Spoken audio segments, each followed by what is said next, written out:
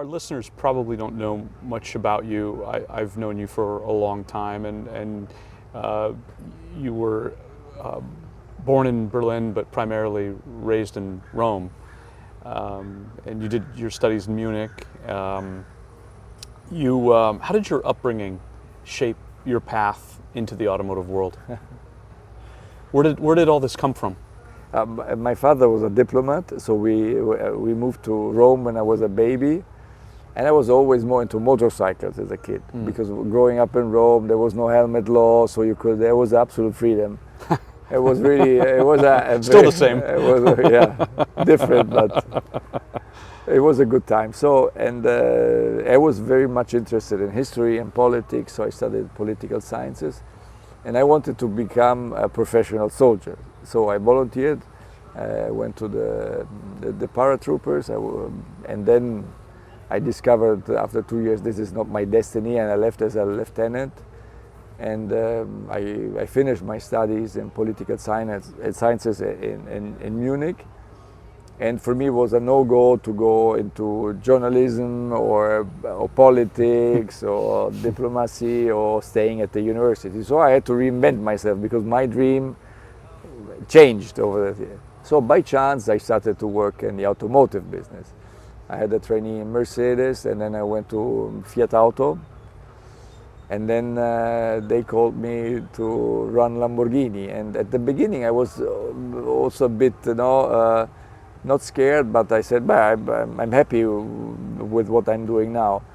But then I said to myself, this is an opportunity which is once in a lifetime. So, and I never regret it. So I'm happy that I did it, and that I had the opportunity to be part of a team which is acting globally, which is doing the approach 360 degree, from development, purchasing, production, marketing and sales, also the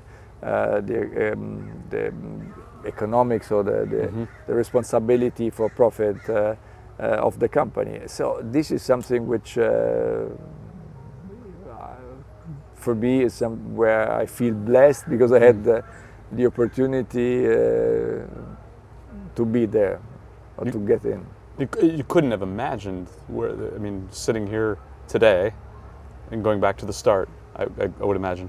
No, and maybe, this is also a message. When I did a commencement speech some weeks ago, I said, it's not always the plan which is important. No, you really have to be flexible, and you have to make the difference. You have to be, you have to be active, and you have to work hard, but you also have to think positive. And sometimes who has not a predefined dream can easily adapt to new situations than the ones which are maybe not fulfilling the dream, and have a difficult time to find a new frontier.